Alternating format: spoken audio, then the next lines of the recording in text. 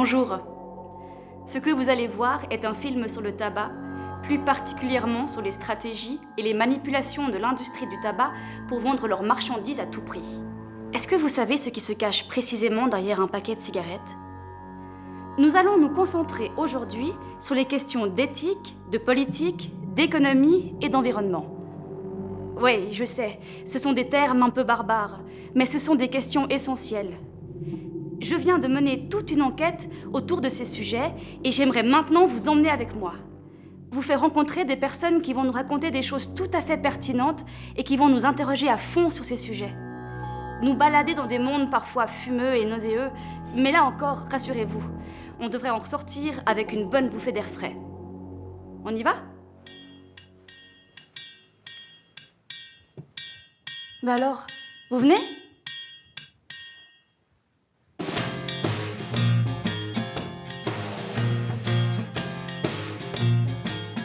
Nous sommes dans le monde de la publicité et du marketing de la cigarette. Nous allons voir comment les cigarettiers usent de tous les stratagèmes pour viser et attraper une clientèle jeune. Nous. Tous les moyens sont bons pour vendre à tout prix leurs marchandises. Allez, venez dans le monde du slogan qui tue. Bonjour Pascal Dittelme. Bonjour.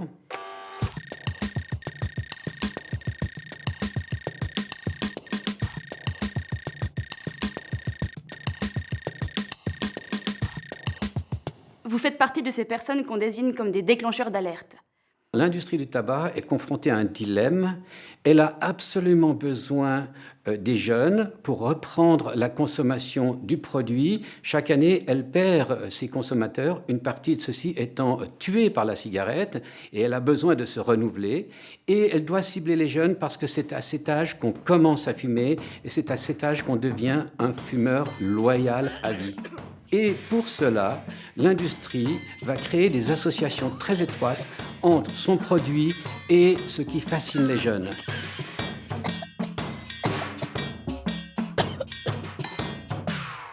L'industrie prétend qu'elle ne vend pas de cigarettes aux jeunes, qu'elle ne cible pas les jeunes, que sa publicité ne s'adresse pas aux jeunes. En fait, quand on regarde ces documents internes, ces documents qui était précédemment classé top secret, confidentiel, et qu'il a été obligé de mettre sur Internet à la suite d'une décision de la justice américaine, on obtient un message tout à fait différent.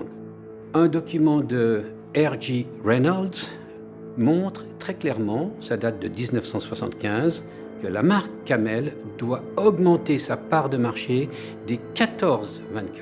Un autre document confidentiel lui aussi, ce document nous dit « L'adolescent d'aujourd'hui est notre client régulier potentiel de demain et les fumeurs, à une écrasante majorité, commencent à fumer lorsqu'ils sont adolescents. » Le projet Archetype. En voilà un de projets rusés.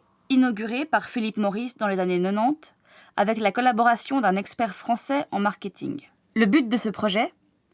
Quelles sont les meilleures stratégies pour nous faire fumer, nous les jeunes et les plus jeunes ? Ouais, toujours la même histoire. Mais là, c'est devenu la référence pour tous les fabricants de cigarettes. Ils ont tout compris de notre comportement et de notre psychologie. Attention, nous sommes repérés jusqu'au plus profond de notre personnalité. 4 recommandations issues de ce projet sont « Insister sur le fait que fumer est seulement pour les adultes. » Évidemment, oui. Rendre difficile l'accès des cigarettes aux mineurs. Et comme ça, elles sont plus attirantes. Continuer de présenter le tabagisme comme une activité moralement ambiguë. C'est clair, on aime la transgression, nous.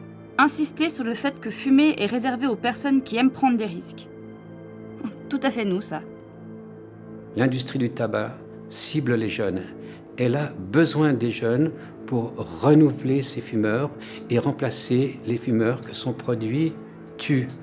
Et son but, c'est de faire qu'à 18 ans, la norme soit une norme totalement fumeur. Et pour que cette norme soit fumeur à 18 ans, il faut les recruter avant 18 ans, au moment de l'adolescence, parce que le produit fait partie du développement de l'adolescent qui devient un adulte et s'intègre dans la définition de sa personnalité. Mais comment peut-elle le faire dans un contexte où la publicité est de plus en plus interdite? Elle a pour cela développé récemment une nouvelle approche, une approche non visible, une approche furtive qu'on appelle le marketing viral. Elle cherche à cibler les individus et à les faire entrer dans une toile, dans un réseau par lequel elle va les contacter ensuite de façon privée, sans même que ceux-ci soient conscients qu'ils font partie de ce réseau. Voyons comment on peut le faire avec un paquet de cigarettes. Je vous invite à me suivre pour une expérience concrète.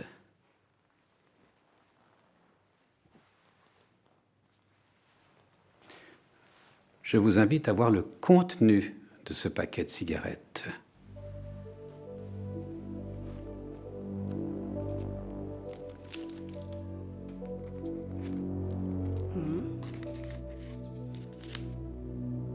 Tiens, intéressant.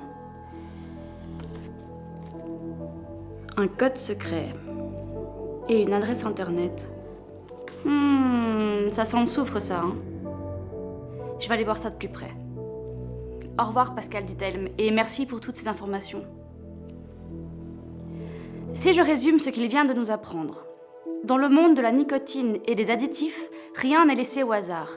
Les cigarettiers ont souvent une longueur d'avance et une intelligence marketing assez redoutable, voire même dénuée de tout scrupule. On va continuer à prospecter.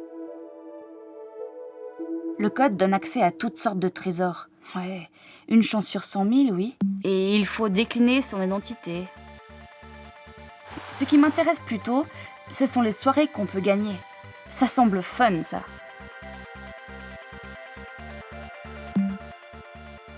Conditions générales. Les soirées peuvent être gagnées de deux manières différentes, sur le site, selon les conditions décrites ci-dessous, ou au cours d'activités promotionnelles. Le gagnant de ce tirage au sort remportera une soirée tout frais payée, nourriture, boissons, transport. Il pourra inviter jusqu'à 12 de ses amis adultes fumeurs. Le gagnant, ainsi que chacun de ses 12 amis adultes fumeurs, pourra inviter un adulte. Non-fumeur. Ça, c'est une bonne stratégie pour inviter des non-fumeurs à venir à leur soirée et les convertir. Je vais pas aller plus loin, j'en ai assez vu. Sur le règlement, il est indiqué qu'il faut avoir 18 ans minimum et être fumeur pour participer. Être fumeur, ok, ça va de soi, mais qu'est-ce qui garantit que dans ces soirées, on ne va pas retrouver des mineurs? En tout cas, c'est reconnu, on nous l'a déjà affirmé. Le public cible, c'est vous. C'est nous, les jeunes de 18 à 21 ans. Et plus on commence tôt, mieux c'est pour les marques de cigarettes.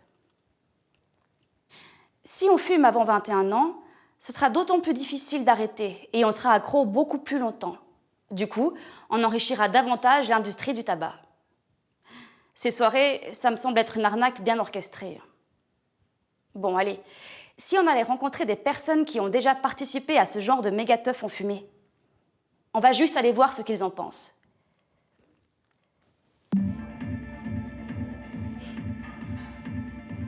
Salut. Bonjour. Tu as participé à ce genre de soirée organisée par les marques de cigarettes? Oui, j'ai participé plusieurs fois à des soirées co-organisées par des marques de cigarettes avec différentes marques. En tant que participant et en tant que co-organisateur?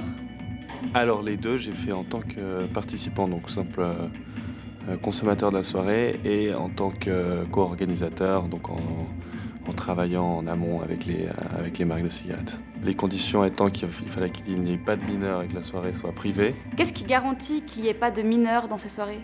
Pendant la soirée même, il y a 2 ou 3 représentants de la marque de cigarettes qui sont là, mais qui sont en fait des gens qui participent à la soirée. Et à aucun moment il y a de contrôle de carte d'identité. Est-ce que le fait que ce soit des soirées privées permet d'être un peu plus souple sur la limite d'âge? Les soirées privées permettent évidemment plus de liberté que les soirées publiques. Et certainement que la volonté des marques de tabac de se positionner uniquement sur les soirées privées vient du fait qu'il n'y a pas de contrôle dans une soirée privée par définition et que du coup ils sont plus libres. Comment ils font pour présenter leurs produits lors de ces soirées? Enfin, on fait toute la partie décoration qui nous appartient qu'à nous. Donc, Et pendant ce temps-là, parallèlement, les employés des cigarettes disposent un peu dans la maison des catalogues, des flyers de la marque et disposent un peu joliment comme dans les pubs avec les cigarettes qui sortent comme les bâtiments à New York, là.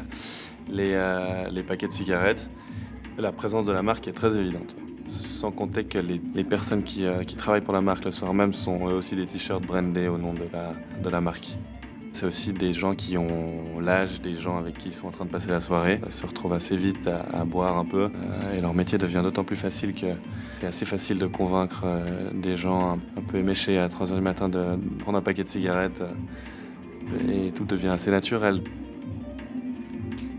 En fait, ces soirées, c'est comme un stand tabac en plus élaboré, en plus fun. On profite de l'ambiance où l'alcool chauffe les esprits, sans être trop regardant sous la limite d'âge, et hop, on écoule son stock. C'est tout ça de pris dans les mailles de nos marchands de fumée. En plus, on présente ceci comme un cadeau offert. Du coup, on va se sentir redevable envers nos généreux donateurs. On va être attaché à eux d'une manière ou d'une autre. Publicité furtive.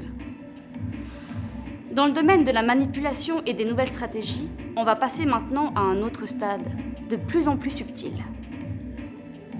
Ciao, et merci pour ton témoignage.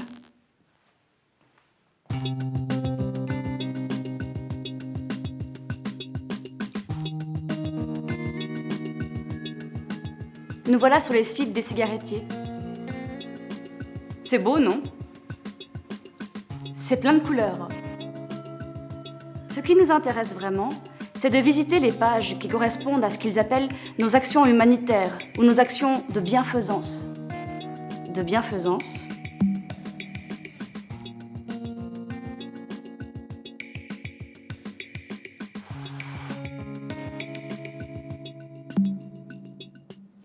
Notre responsabilité. Corporate Social Investment.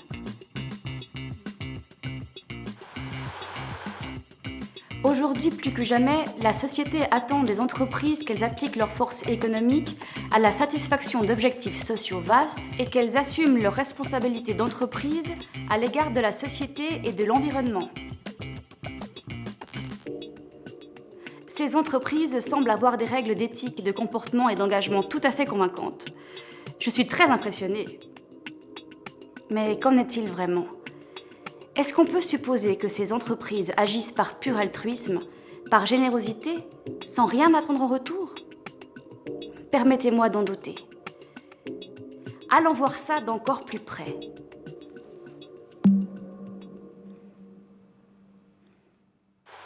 Eliminating Child Labor in Tobacco Growing.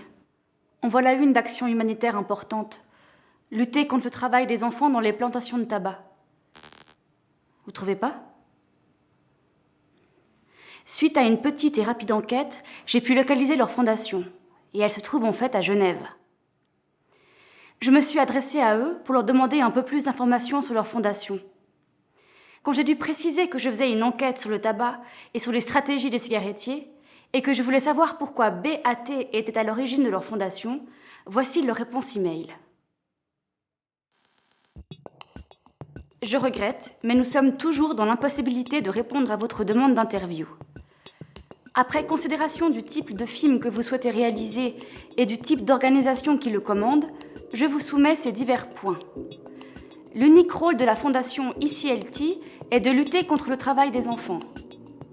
ICLT ne prend pas part dans le débat de la prévention contre le tabac, ceci n'étant pas dans son mandat. Ok, on a compris. Tant pis. En tout cas, on peut supposer qu'ils sont pieds et poings liés avec leur patron et qu'ils ne sont pas prêts à s'exprimer dans un contexte qui ne leur est pas favorable. Pourtant, ça m'intéresse de savoir ce qu'ils font exactement. Aider les enfants qui travaillent dans les plantations de tabac à trouver d'autres voies, c'est une cause noble, non ? Je vois qu'ils se sont engagés dans des actions au Malawi. Quelles actions ? Au Malawi ? Pour en savoir plus, je vais me connecter avec Marty Otanez. Bonjour, monsieur Otanez. Hello.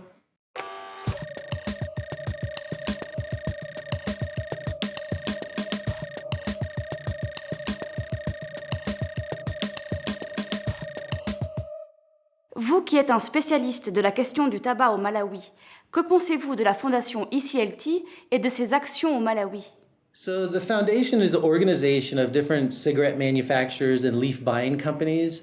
What they've done is they have a set of initiatives to produce corporate social responsibility schemes such as tree planting initiatives or school construction projects. And with those projects, they want people to believe that tobacco companies care about the environment, they're friends of workers. But in reality, the foundation specifically diverts public attention from the real problems at the farm level. In actuality, the foundation is set up to get people to not be critical of child labor or the environmental costs of tobacco production in Malawi and other developing countries. Est-ce que vous pourriez nous en dire un peu plus sur le Malawi et les questions liées au tabac? Malawi is a small country in Eastern Africa. It's one of the world's top producers of tobacco, and over 70% of the country's economy is tied to tobacco. There's about 500,000 people who work directly or indirectly in tobacco, and one of the problems with the country is the growing of tobacco, which has happened over 120 years in the history of the country. It has not brought the country any wealth, and most of the wealth that is produced through tobacco is usually ends up in the pockets of different tobacco companies like Philip Morris and British American Tobacco. So about 80,000 children between the ages of 5 and 14 devote their labor to tobacco growing in Malawi. The children, if they're lucky, may earn 25 cents a day for a hard day's work, or they may earn nothing. And so one of the reasons children are engaged in child labor is because of the nature of the labor contracts between a tobacco farming family and maybe a farm authority. The labor contracts require a lot of labor devoted to the harvesting of tobacco.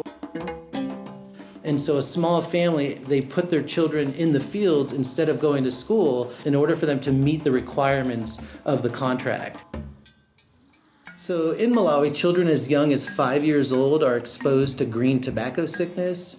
Green tobacco sickness is nicotine poisoning that occurs when skin touches moist tobacco leaves. So a child as young as 5 years old who works all day in a field may be exposed to up to 50 milligrams of dissolved nicotine, which is equivalent to about 50 cigarettes. So you would think that Malawi benefits from tobacco growing, but the country doesn't necessarily benefit. You have a problem of child labor, deforestation, and other ways that tobacco companies are making a huge amount of money. Global tobacco companies need countries like Malawi because of the cheap leaf prices that exist there.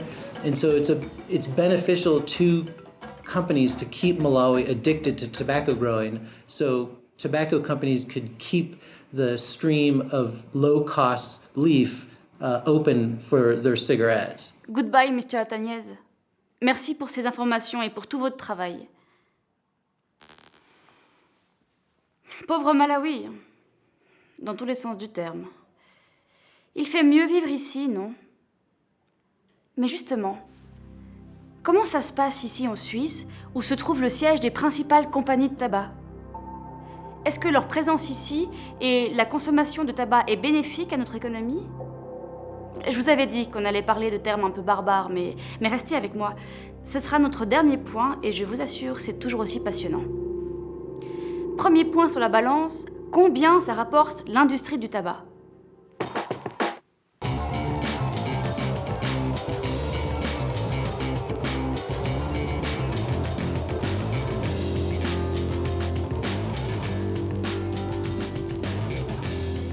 C'est le vôtre. Merci.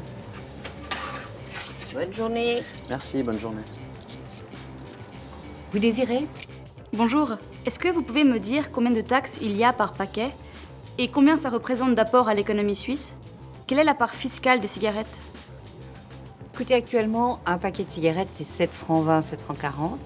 La taxe en question, c'est 60%, c'est-à-dire 4 francs 60 environ par paquet.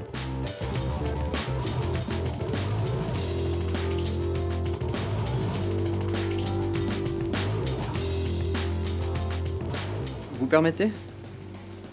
C'est une recette importante pour l'État, environ 2 milliards par an qui rentrent dans les caisses de l'État pour financer l'AVS. Si vous rajoutez les quelques centaines de millions versés comme salaire aux employés des 3 grandes entreprises de tabac installées ici, plus les impôts, c'est une somme importante. On arrive donc à un bénéfice d'environ 3 milliards de francs par an. Pas mal. Merci les cigarettiers. Mais qu'en est-il des déficits, autrement dit des coûts engendrés par la consommation de tabac ? Si on allait rendre une petite visite au professeur Jean Renaud et à son assistant. Eux connaissent bien la musique.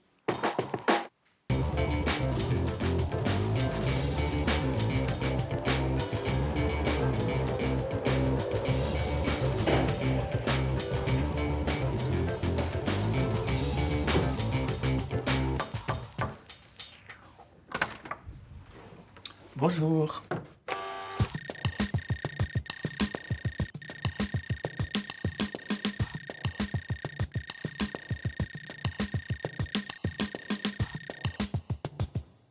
Dans votre étude, vous démontrez, chiffres à l'appui, que le tabac, en fin de compte, coûte plus cher à notre société.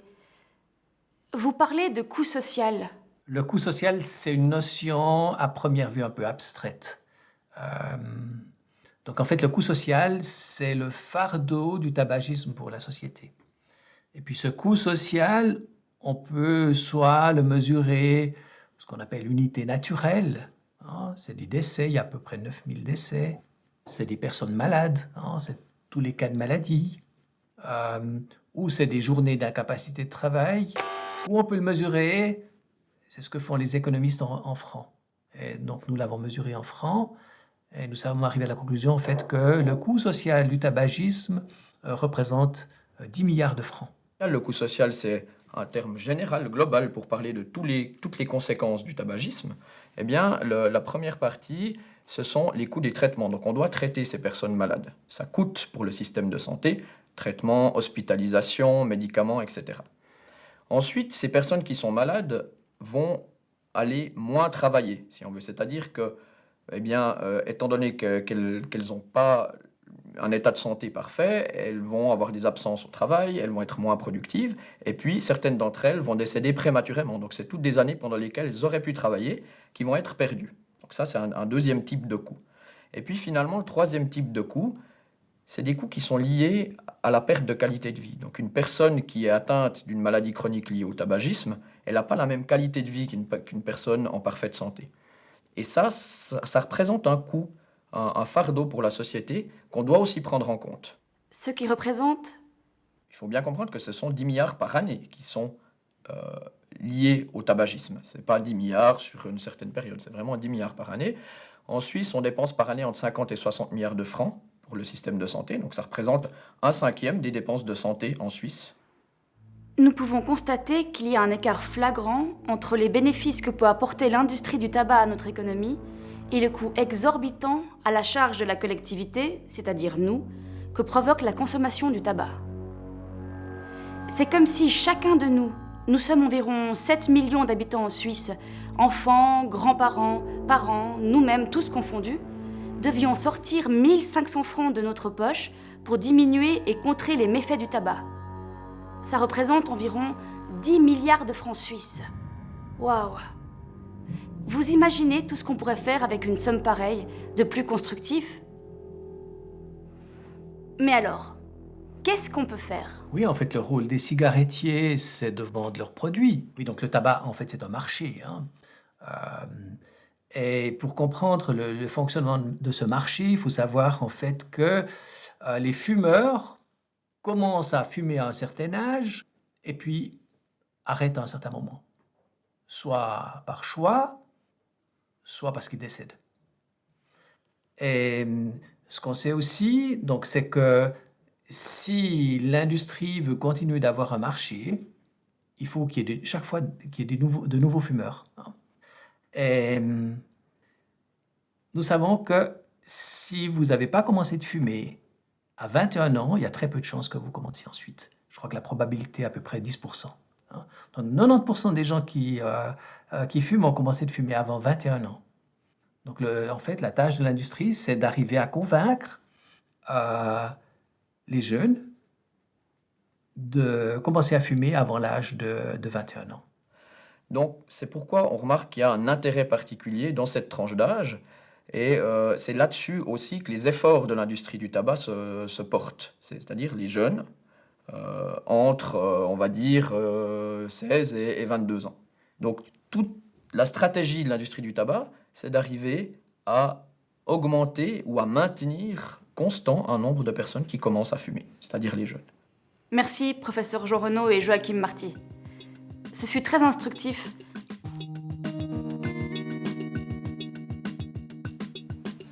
Eh bien oui, nous les jeunes, nous sommes la cible privilégiée des marchands de cigarettes. C'est grâce à nos poumons qu'ils peuvent continuer de s'enrichir. Il leur importe qu'on vive longtemps, oui, mais avec une cigarette à la bouche. Ou alors, si on ne survit pas, ce qui peut arriver, il leur faut trouver incessamment de nouveaux consommateurs. Nous venons de mener toute une enquête autour des stratégies et de la manipulation de l'industrie du tabac. On a compris que leur action charitable n'était pas si charitable que ça. On a aussi compris que leur apport à l'économie, que ce soit ici en Suisse ou au Malawi, n'était pas si bénéfique que ça. Que le travail dans les plantations de tabac peut se transformer en quasi-esclavage pour certains. Et enfin, que les soirées fun organisées par les cigarettiers étaient un piège pas si cool que ça. Voilà, j'espère que vous avez pu bien me suivre et que tout le chemin que nous avons parcouru ensemble aura suscité chez vous quelques questions. Salut!